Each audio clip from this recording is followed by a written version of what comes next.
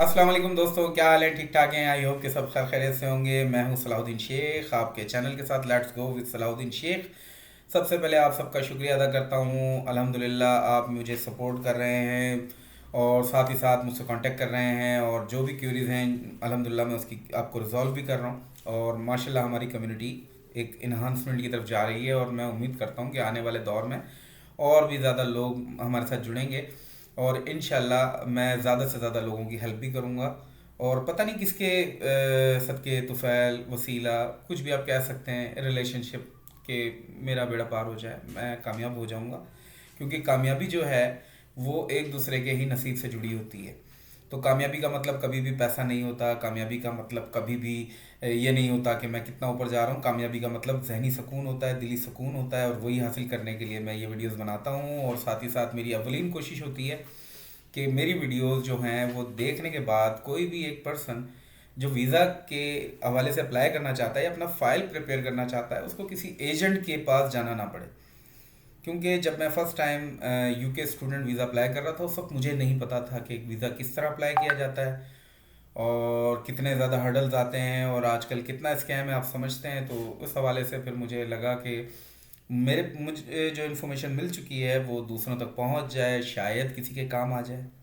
तो इसी मकसद के तहत ये चैनल है कि आप एजेंटों के ख़िलाफ़ नहीं हैं, ये क्लियर रखिएगा। मैं खुद भी एक एजेंट हूँ, मैं एजेंटों के ख़िलाफ़ नहीं हूँ।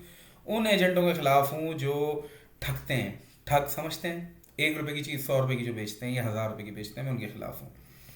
तो ठग एजेंट्स के ख़िलाफ़ हूँ मैं। अल्हम्दुलिल्लाह पैसे कमाता हूँ, रोज़ी मांगता हूँ, पैसे यानी कि चार्जेस लेता हूँ, लेकिन मेरे जो पैसे होते हैं बड़े मिनिमल होते हैं, बहुत ही मुनासिब होते हैं, जो देने वाले को भी तकलीफ़ नहीं होती। और काम हो जाता है तो फिर वो ज़्यादा खुश हो जाते हैं, और किसी का नहीं होता तो फिर वो अफसोस तो करता है, लेकिन इतना ज़्यादा अफसोस नहीं करता, क्योंकि एटलीस्ट कि वो ट्राई ज़रूर करता है। तो चलें वीडियो के टॉपिक से हट जाएंगे हम। सबसे पहले तमाम दोस्तों से रिक्वेस्ट है कि जो भी अगर नए आए हैं तो उनसे रिक्वेस्ट है कि आप इन वीज़ा के हवाले से, स्टूडेंट वीज़ा हो या विज़िट वीज़ा हो या वर्क परमिट हो, आने वाले दौर में इंशाल्लाह बहुत जल्द मैं वर्क परमिट के हवाले से भी कुछ वीडियोस लेकर आऊँगा, लेकिन गल्फ़ के हवाले से, ये भी याद रखिएगा। तो जो भी इस हवाले से इन्फॉर्मेशन चाहता है वो हमारे चैनल के साथ जुड़ जाए, सब्सक्राइब कर लेगा, तो इंशाल्लाह आने वाले टाइम में जो भी नोटिफिकेशन के थ्रू आपको पता चल जाएगा कि ये वीडियोस मेरे चैनल पे आ गई हैं। मे भी पॉसिबल कि आपके काम की हो, अगर आप सब्सक्राइब नहीं करेंगे तो पता नहीं चलेगा कि मैंने कौन सी वीडियो अपलोड की है, और शायद वो आपके काम की हो। तो और साथ ही साथ जो हमारे साथ पहले से चल रहे हैं, अगर मेरी इन्फॉर्मेशन आपको पसंद आती है तो लाइक कीजिएगा, शेयर कीजिएगा, किसी और का भला हो जाएगा। क्योंकि ज़्यादा से ज़्यादा लोगों तक मेरी इन्फॉर्मेशन पहुंचेगी, और जब किसी के पास इन्फॉर्मेशन पहुंचेगी तो हो सकता है उसका एक मसला रिजॉल्व हो जाए। जैसे कि कुछ दोस्तों ने मुझे फ़ोन किया, और वो मेरे दोस्तों में से भी थे। उन्होंने कहा सलाउद्दीन भाई, हमें नहीं पता था कि हम यूएई में एज अ रेजिडेंस मौजूद हैं और हम जॉर्जिया बगैर वीज़ा जा सकते हैं। तो उनका ये बहुत ही बड़ा मसला मैंने रिजॉल्व कर दिया। तो मैंने कुछ नहीं किया दोस्त, एक चीज़ थी, आपके राइट्स थे, आपको बता दिए। तो चलें, अगर आप शेंगन में वीज़ा अप्लाई करना चाहते हैं, जो कि आज की वीडियो का टॉपिक है, तो उसमें आपने सबसे पहले कुछ गलतियां जो करते हैं उनको अवॉइड करना है। वो गलतियां क्या हैं जिसकी वजह से आपका वीज़ा रिजेक्ट होता है? वो गलती ये है कि सबसे पहले तो आप रश के पीछे भागते हैं। रश, एक एम्बेसी 2 4 10 लोगों को वीज़ा देना शुरू करती है, हम उसी के पीछे भागना शुरू कर देते हैं कि शायद हमें भी वीज़ा दे देगी ये। देखिए दोस्त, जब ज़्यादा वीज़ा दे रही है तो आप उसके पीछे ना भागें, हरगिज़ ना भागें। फिर वहाँ से अपॉइंटमेंट मिलना भी मुश्किल हो जाते हैं। और दूसरा ये होता है कि एम्बेसी को भी शायद ये लगने लगता है कि हम शायद बेवकूफ़ हैं या फारिग तरीन हैं, कि हमारे पास काम पे काम आया जा रहा है, फिर वो रिजेक्ट करना शुरू कर देते हैं। तो हमें रश के पीछे नहीं भागना। जैसा कि अभी हाल ही में हुआ है कि काफ़ी दोस्त जो थे वो स्पेन की तरफ गए, स्पेन का वीज़ा अप्लाई किया। तो स्पेन में हम भी काम कर रहे थे, लेकिन स्पेन में ये है कि पहले तो ऐसा हुआ कि जिसका केस नहीं भी बनता था उसको भी वीज़ा दे दिया, और जिसका बन भी रहा था उसका भी रिजेक्ट हो गया।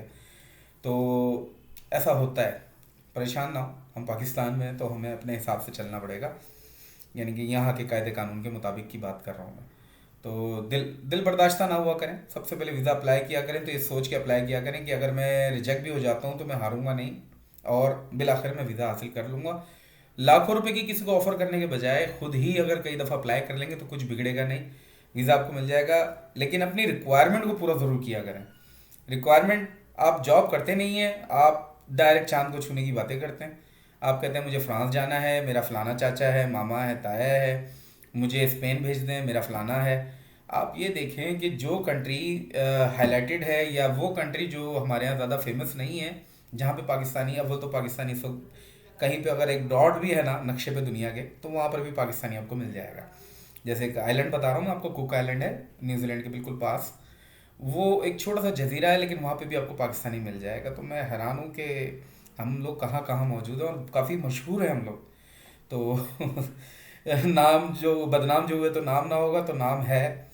तो कुछ कंट्रीज़ का जिक्र कर देता हूँ कि जहाँ पर यानी कि रश ना हो तो आप चले जाएं। एग्जांपल दे रहा हूँ, ये डिफरेंट टाइम में चेंज होती रहती है।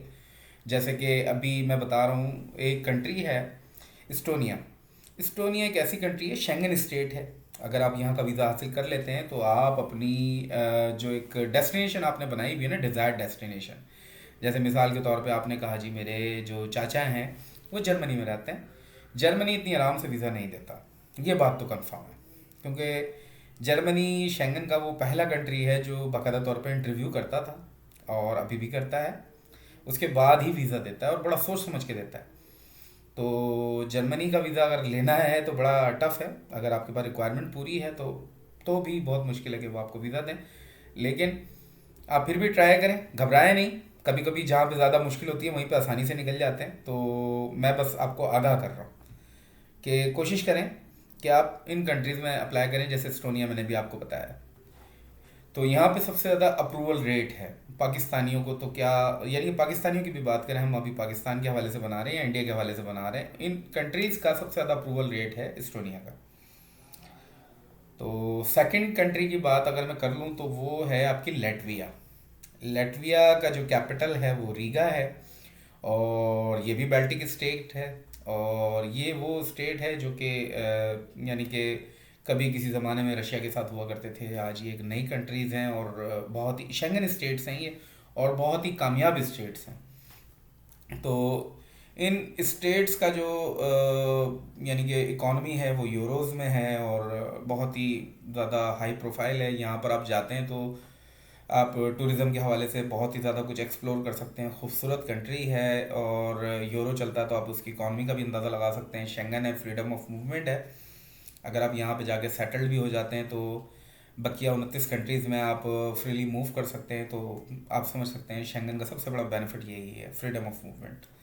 तो दो कंट्रीज़ मैंने आपको बता दी, यहाँ पर आप अप्लाई करें। तो कैसे अप्लाई करना है ये आने वाली वीडियोज़ में इंशाल्लाह मैं आपको बताऊँगा, या आप ख़ुद भी गूगल हैं, गूगल बाबा से आप सवाल करें, वो आपको ज़रूर जवाब देगा। नहीं मिलता तो सलाउद्दीन भाई का व्हाट्सएप नंबर है, आप उससे रब्ता कर सकते हैं। इसके बाद तीसरी कंट्रीज़ है आपकी लिथुआनिया। लिथुआनिया भी आप अप्लाई कर सकते हैं। लिथुआनिया भी मोस्ट विजिटर्स का दिल नहीं तोड़ती और वीज़ा दे देती है। तो आप इस कंट्री में अगर वीज़ा के लिए अप्लाई करेंगे तो most of the cases they will approve your visa. लेकिन टर्म्स एंड कंडीशंस अप्लाई कि आपने रिक्वायरमेंट को मद्देनज़र रखते हुए पूरा का पूरा फोकसिंग ऑन योर केस, आपने पूरा का पूरा जो वीज़ा प्रोसेस है किया है। तो आई होप सो कि you will getting your positive answer from the embassy. तो इट्स डिपेंड ऑन यू कि आपका केस कितना स्ट्रॉन्ग है, आपने अपनी स्टेटमेंट वगैरह जो भी चीज़ें हैं उसमें कितनी हद तक दी है, फाइल प्रिपेयर्ड है। तो तमाम चीज़ें देखनी पड़ती हैं। ये वो कंट्रीज़ हैं जो कि आसानी से आपको, आसानी से तो नहीं लेकिन ये कह सकते हैं कि शेंगन में ये वो सॉफ्ट कॉर्नर्स हैं जो कि वीज़ा आसानी से देते हैं। उसके बाद एक और कंट्री है जो कि न्यूली अभी शेंगन में अप्रूव हुई है, क्रोशिया। क्रोशिया का जो वीज़ा है वो भी आप ये समझ सकते हैं कि वो इस वक्त ज़्यादातर अप्रूवल रेट्स के साथ अभी टॉप ऑफ द लिस्ट है, क्योंकि वो सेलिब्रेट कर रहे हैं। क्योंकि जैसे हमारे यहाँ होता है ना कि ईद पे, रमज़ान के महीने में लोग करते हैं कि ज़्यादा से ज़्यादा लोगों को कहते हैं कि जी खाओ पियो ऐश करो, एक अच्छा महीना है। इसी तरह वो जो हैं अपना सेलिब्रेशन कर रहे हैं कि उनकी कंट्री जो है क्रोशिया, वो न्यूली अभी शेंगन का पार्ट बनी है। तो वो बहुत ही ज़्यादा हैप्पीली हैं, खुश हैं। तो वो अपनी सेलिब्रेशन का, हर किसी का एंजॉय करने का एक तरीका कार होता है, तो वो अपनी सेलिब्रेशन में लोगों को शामिल करना चाहते हैं कि जी चलें, आप भी आ जाएं, आप भी आ जाएं। तो इस वक्त जो अगर टॉप ऑफ द लिस्ट अगर मैं अपनी कंट्रीज़ की लिस्ट में रखूँगा तो वो क्रोशिया को रखूँगा, कि अगर आप क्रोशिया जाते हैं, यानी कि क्रोशिया का अगर वीज़ा अप्लाई करते हैं तो आपका वीज़ा भी लग जाएगा इंशाल्लाह, और अगर वीज़ा लग जाएगा तो उसके बाद आप वहाँ से, ज़गरेब इसका एक सिटी है आई थिंक, अगर मैं गलत प्रोनाउंस कर रहा हूँ तो सॉरी, आप वहाँ से भी फ्रीडम ऑफ मूवमेंट के तहत बेनिफिट ले सकते हैं, इटली जा सकते हैं और अदर कंट्रीज़ भी जा सकते हैं।